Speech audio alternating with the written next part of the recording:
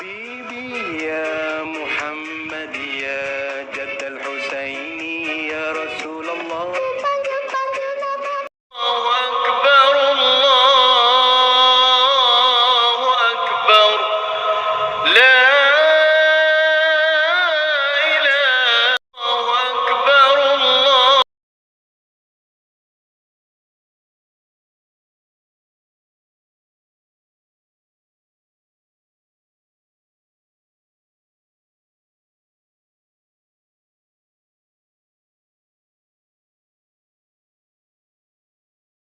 Pada kesempatan sehingga kita bisa kembali sampai melaksanakan ibadah sholat Jumat. Kemudian salam dan salam kita sampaikan kepada Rasulullah SAW. Allahumma shalli ala sayyidina Muhammad wa ala ali sayyidina Muhammad. Assalamualaikum ya Rasulullah. Assalamualaikum ya Habibullah. Kaum muslimin jamaah salat Jumat dengan Allah Subhanahu wa taala, sebagaimana biasanya sebelum masuk ke salat Jumat kami mewakili Bapak Pemimpin yang menyampaikan beberapa hal. Yang pertama yang bertugas sebagai khatib kita pada hari ini Al-Ustaz Haji Safrial SAG dengan judul Jiswa dan Pemberdayaan Ekonomi Umat. Sekali lagi bertugas sebagai khatib kita pada hari ini Al-Ustaz Haji Safrial SAG dengan judul Jiswa dan Pemberdayaan Ekonomi Umat.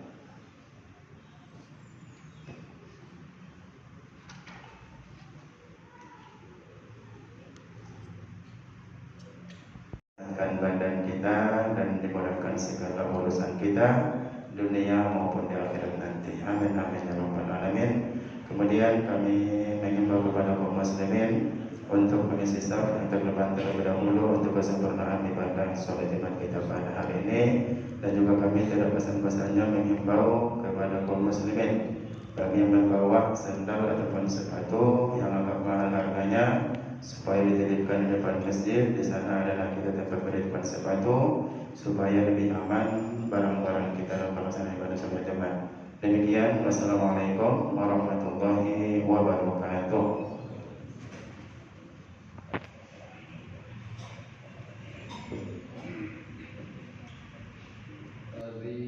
نحمده ونستعينه ونستغفره ونعوذ بالله من شرورنا ومن سيئات أعمالنا. من يهد الله فلا مضل له ومن يضلل فلا هادي له. أشهد أن لا إله إلا الله وأشهد أن محمدا عبده ورسوله نبيه. اللهم صل وسلم على هذا النبي الكريم وعلى آله وصحبه أجمعين. أما بعد فيا أيها الناس أوصيكم وإياي بتقوى الله فقد فاز المتقون. قال الله تعالى في القرآن الكريم: أعوذ بالله من الشيطان الرجيم. بسم الله الرحمن الرحيم. يا أيها الذين آمنوا اتقوا الله ولتنظر نفس ما قدمت لغد واتقوا الله إن الله خبير بما تعملون. وقال آية أخرى: يا أيها الذين آمنوا لا تلهكم أموالكم ولا أولادكم عن ذكر الله ومن يفعل ذلك فأولئك هم الخاسرون. صدق الله. Kaum muslimin, bapak-bapak, saudara-saudara, hadirin sidang Jumat rahimakumullah. Pertama dan terutama sekali, marilah kita sama-sama mengucapkan puji dan syukur kepada Allah Subhanahu wa taala dengan ungkapan kalimat alhamdulillahirabbil alamin. Sampai saat ini Allah masih melimpahkan rahmat dan karunia-Nya kepada kita bersama, sehingga dapatnya kita berkumpul di masjid yang kita cintai ini dalam rangka melaksanakan kewajiban bagi kita selaku muslim yang sudah balik dan berakal, yakni melaksanakan sholat fardu Jumat. Seterusnya salawat beriringan salam, tak lupanya pula kita mengucapkan kepada Allah junjungan alam dengan ungkapan kalimat Allahumma sholli ala sayyidina Muhammad wa ala ali Muhammad. Mudah-mudahan dengan sering dan banyaknya kita bersalawat ke baginda Rasulullah itu di yaumil qiyamah nanti kita mendapat syafaat. Amin ya rabbal alamin. Kaum muslimin, bapak-bapak, saudara-saudara hadirin sidang Jumat rahimakumullah. Sebagai dasar khutbah kita pada siang hari ini berdasarkan kepada firman Allah Surah Al-Hasyr ayat 18 dan Surah Al-Munafiqun ayat 9. Di mana dalam Surah Al-Hasyr ini kaum muslimin jamaah Jumat rahimakumullah, Allah memanggil, Allah mengingatkan bersifat khusus. Jadi di dalam ayat ini khusus dipanggil oleh Allah dengan kalimat ya ayyuhalladzina amanu, wahai orang-orang yang beriman. Begitu sayangnya Allah kepada kita orang yang beriman, sedini mungkin Allah memanggil, sedini mungkin Allah mengingatkan. Yang diingatkan oleh Allah, ittaqullah, bertakwalah kamu kepada Allah. Wal tanzur nafsu ma qaddamat liqad, dan hendaklah masing-masing diri memperhatikan ma qaddamat liqad, apa yang dipersiapkan untuk hari esok.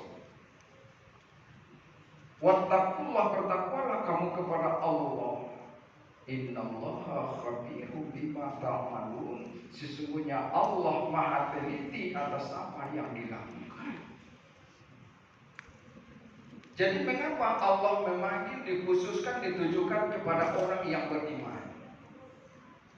Salah satu di antaranya adalah kaitannya dengan surah Al-Dzikrillah, untuk mengingat dan beribadah kepada Allah. Wa may yaf'al dzalika fa ulaika humul khasirun. Siapa yang berbuat akan hal yang demikian, mereka menjadi orang yang merugi di yaumil qiyamah nanti.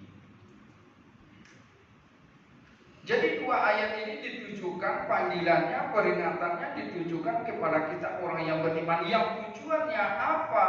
Supaya kita selaku orang yang beriman tidak menjadi orang yang merugi di yaumil qiyamah nanti. Kenapa kok sedini mungkin Allah mengingatkan? Kenapa kok sedini mungkin Allah memanggil? Supaya kita tidak tergolong menjadi orang yang merugi. Karena orang yang merugi di yaumil qiyamah itu adalah cuma dapat penyesalan. Seperti dalam surah As-Sajdah Allah mengingatkan, walau tara idzil mujrimuna nakisu ru'usihim 'inda rabbihim rabbana absarna wa sami'na farji'na na'mal shalihan inna muqinun. Ya Allah, kami sudah merasakan, kami sudah mengetahui akan azab Engkau dalam neraka ini. Ya Allah, justru itu kami tak tahan. Kembalikanlah kami ke dunia walaupun sekejap. Na'mal shalihan, untuk melakukan amalan-amalan yang baik. Nasi sudah menjadi bubur, sudah terjadi jurang pemisah mana orang yang merugi dan mana orang yang beruntung. Yang merugi sudah dimasukkan ke dalam nerakanya Allah, yang beruntung sudah dimasukkan ke dalam surganya Allah. Yang kedua-duanya itu kaum muslimin jamaah Jumat rahimakumullah tentu berawal dari perbuatan kita sekarang. Yang perbuatan kita sekarang dalam artian apa? Dalam ayat Allah mengingatkan dalam surah Al-Hasyr ayat 18 itu, wal tanzur nafsum ma qaddamat liqad, hendaklah kita selaku orang yang beriman itu memperhatikan apa yang dipersiapkan untuk hari esok, apa yang kita perbuat untuk hari yang akan datang tersebut.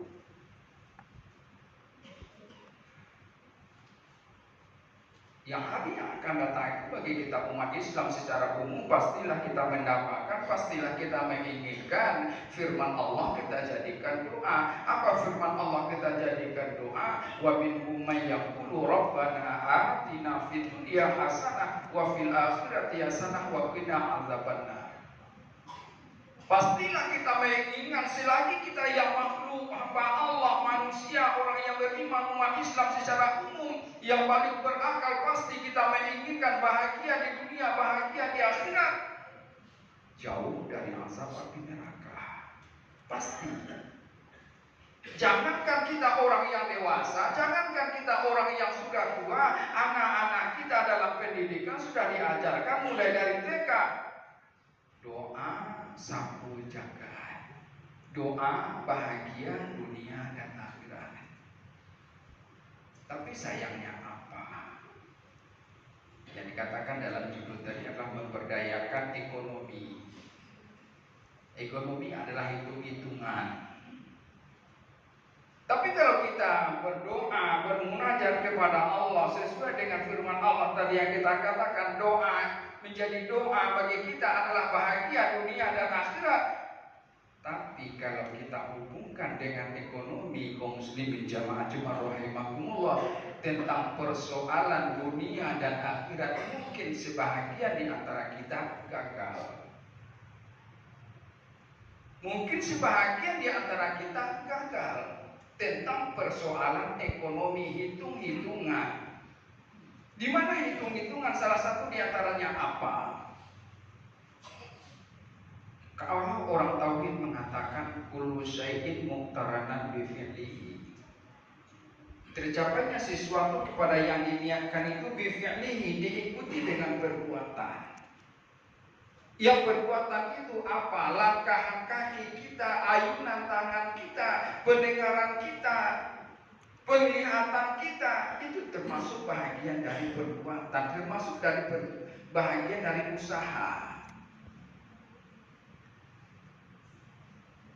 Contohnya kaum muslimin jamaah Jumat rahimakumullah, menjadi orang yang bahagia dunia dan akhirat. Dalam ayat surah Al-Jum'ah mungkin imam kita pernah juga membacakan apa? Fa idza qudiyatis shalah fantashiru fil ardh. Apabila telah selesai apa? Mencapai bahagia dunia dan akhirat. Salat adalah ibadah untuk akhirat. Yang bertebaran di permukaan bumi adalah mencari rezeki nikmat yang ditujukan buat masing-masing kita. Makanya kita diperintahkan untuk bekerja, berusaha. Tapi sebahagian di antara kita apa? Tentang persoalan fa idza qudiyatis shalah, laksanakan sholat. Sholat itu adalah ibadah yang menurut ilmu fikih ibadah itu adalah ibadah maqdhah dan ibadah ghairu maqdhah. Ada yang ibadah yang diwajibkan, ada yang disunatkan. Yang diwajibkan adalah yang tertera di dalam rukun Islam dan rukun iman, seperti sholat 5 waktu sehari dan semalam. Tapi yang selain dari itu dibuatkan dalam ilmu fikih apa? Ada yang disunatkan. Salah satu yang disunatkan apa? Di saat kita masuk ke dalam masjid, sebelum kita duduk, sholat sunat 2 rakaat yang disebut dengan sholat sunat tahiyatul masjid. Kalau yang sholat Jumat itu adalah pengganti dari sholat zuhur. Sholat zuhur kewajiban bagi kita. Kalau cuma hanya kita melaksanakan sholat Jumat saja, tidak kita ikutkan dengan ibadah yang disunahkan, hanya terbayar utang dan kewajiban kita selaku hamba Allah yang balik dan berakal menurut ilmu fikih. Sholat hukumnya wajib. Tapi di mana ekonomi yang menimbulkan tambahan dari itu? Yaitulah yang namanya sholat sunnah. Tapi kadang-kadang sebahagian di antara kita yang dikatakan tadi, sebahagian kita yang ada yang gagal dalam arti yang disampaikan apa? Kita sudah duluan datang ke masjid, sementara kita masih duduk di luar, dipengaruhi oleh apa? Mungkinkah kita bercerita, mungkinkah kita main HP dan segala macam, sedangkan niat kita dari rumah adalah menuju ke masjid. melaksanakan ibadah kepada Allah. Mengapa kok tidak kita masuk ke dalam masjid? Banyak lagi urusan-urusan yang lain yang akan kita lakukan di dalam masjid. Bukan hanya sholat sunat tahiyatul masjid, mungkin ada juga yang namanya sunat tobat, mungkin ada juga yang namanya sholat sunat yang lainnya. Tetapi mengapa kok kita bercerita dulu di luar? Inilah yang dimaksud dengan gagal ekonomi kita yang kita rencanakan bahagia dunia dan akhirat. Kalau kita hubungkan dengan kaidah ilmu tauhid, kalau orang tauhid mengatakan apa, tercapainya niat itu kepada apa yang diniatkan diikuti dengan perbuatan. Kita berniat di rumah untuk beribadah ke masjid, tapi setelah sampai di masjid kita duduk bercerita di luar. Bukan tidak boleh-boleh. Tidak ada larangan kita bercerita, tidak ada larangan kita main HP, tetapi apa? Luruskanlah niat kita. Kalau memang kita ingin bahagia dunia dan akhirat, letakkanlah sesuatu pada tempatnya. Oh, di saat kita menuju untuk beribadah, lakukanlah ibadah. Oh, di saat kita diperintahkan untuk berusaha mencari nafkah, mencari rezeki, ya janganlah kita menjadi orang yang pemalas. Sebetulnya dalam Islam ini simpel, kaum muslimin jamaah Jumat rahimahumullah. Cuman kita saja yang memberat-beratkan. Bukan hanya sholat 5 waktu, bukan hanya harus memegang Al-Quran, baca Al-Quran sambil kita keluar dari rumah, kita menuju tempat pekerjaan, kita baca surah-surah yang hafal bagi kita. Itu juga ibadah. Berangkat kita dari rumah, kita khususkan niat kita apa? Mencari nafkah untuk menutupi kewajiban kita selaku orang yang sudah balik dan berakal. Itu yang akan kita berikan kepada keluarga kita. Itu juga ibadah.